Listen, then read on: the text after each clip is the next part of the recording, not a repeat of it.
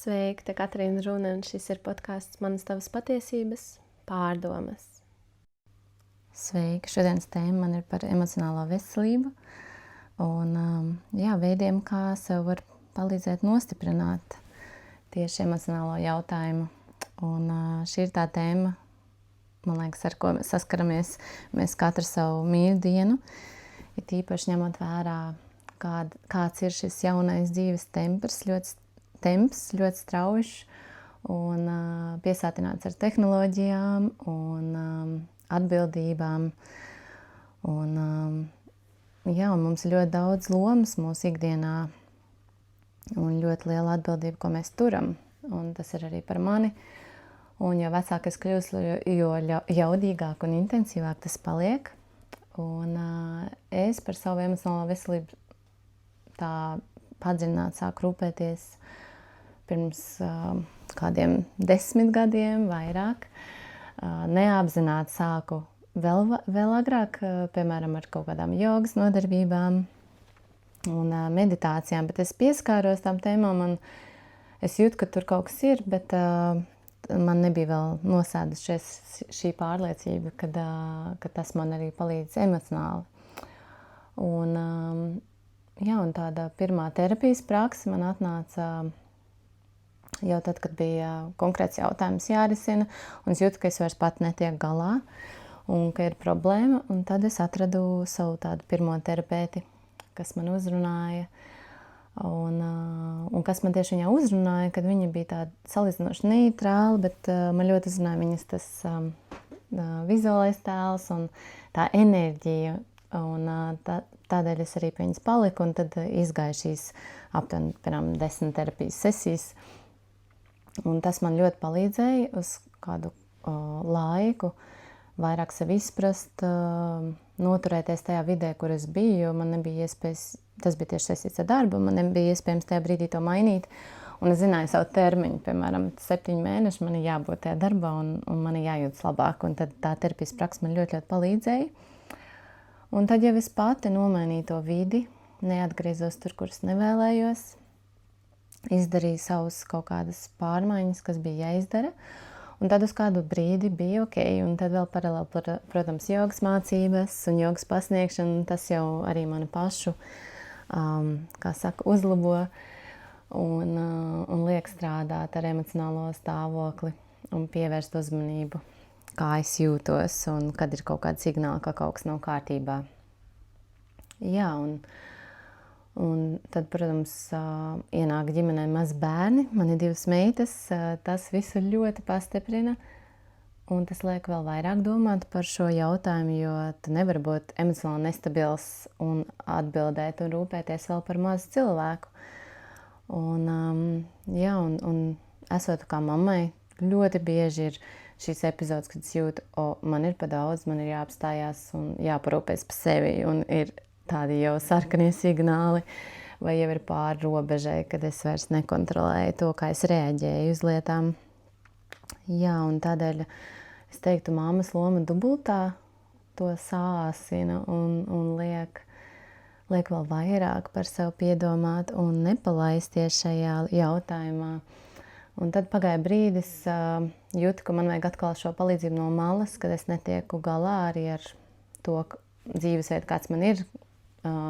Es daudz dodu citiem un man vajadzēja šo laiku priekš sevis, un tad atkal atgriezos pie savas terapijas prakses, tikai online.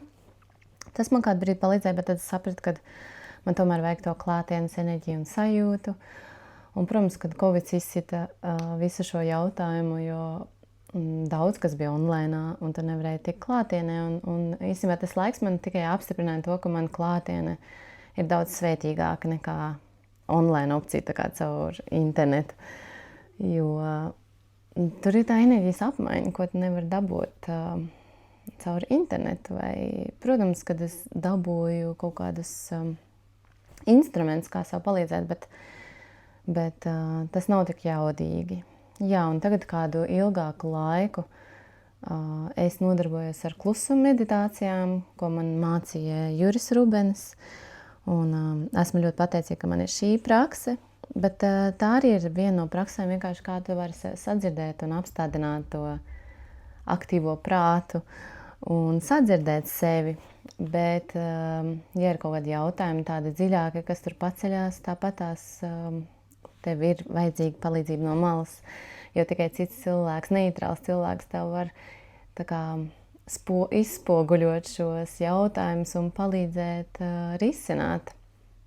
Un tad es ļāvu sev plūst šajā savā pārmaiņu procesā, meditēju, tad arī elpas prakses sāku, augstās peldes, joga, boks, viss, ko es darīju, tāds komplekss, manī kustināja šo procesu uz pārmaiņām vai transformāciju. Un tad pagājušā gada rudenī jau nonāca pie tāda secinājuma, kad ir laiks atrast šo cilvēku, kas man no malas var palīdzēt un sakārtot tos tādus pamat jautājumus, kas man kā pieaugušam cilvēkam vēl projām nāk ārā. Kā mēs zinām, ir tāds tā kā savas cilpas vai jautājumi, kas atkārtojas, vai situācijas. Tad tie ir tie signāli, kad kaut kas tur nav atrisināts vai saprasts, vai ne. Un tad man atnāca tajā konkrētajā brīdī, kad es biju gatava, šis cilvēks, kas bija jau manā lokā, bet kaut kā nebija līdz tam saredzējusi to iespēju iet pie šī cilvēka, bet jā, man atnāca mana terapeita Ilze.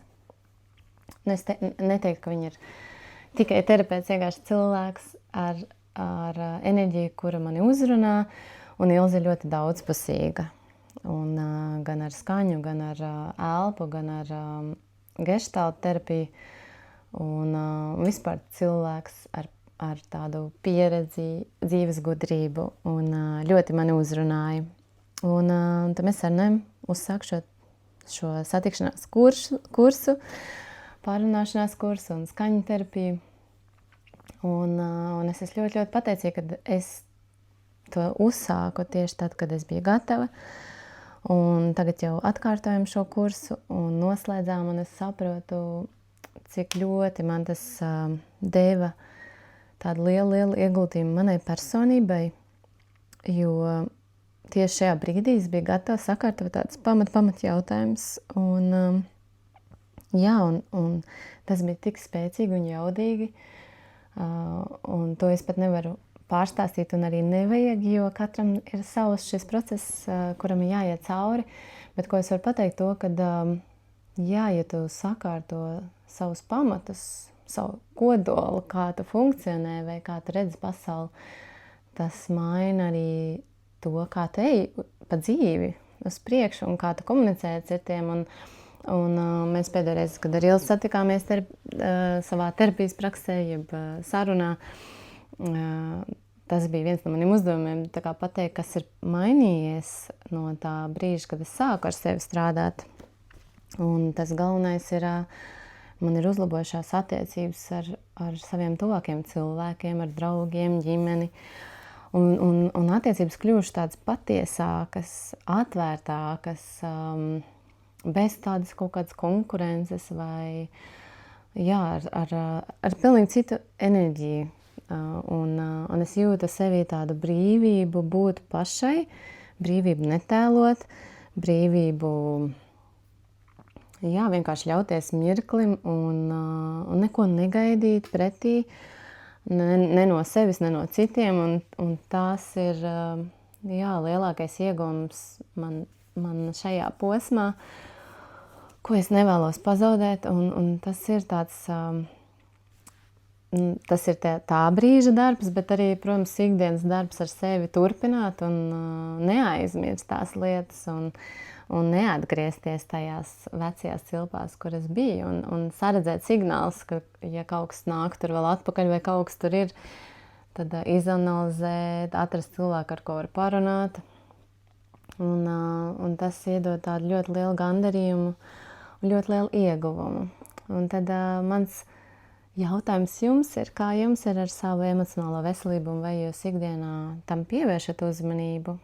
Un ja nē, tad varbūt ir kādi veidi, ko jūs vēlējāties jau pamēģināt, vai arī ja jā, tad kā kas ir tas, kas jūsos ir mainījies šajos procesos. Un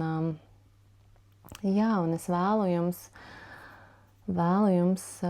lai ir šīs rūpes ikdienā tieši par šo emocionālo stāvokli, jo tas balsta visu mūsu personību, kā mēs ejam pa dzīvi. Un, ja mēs esam samīļojuši savu emocionālo veselību un uzturējuši un pievērsuši tai uzmanību, tad tā atgriezeniskā saite ir dubultā. Un es to arī jums novēlu, lai jūs tā iekšējā pasaule pilnīgi staro zāru un pievērš to labo vai to pozitīvo, ko jūs no sirds vēlētos savā dzīvē. Paldies, ka klausījāties. Tikšanos nākamreiz.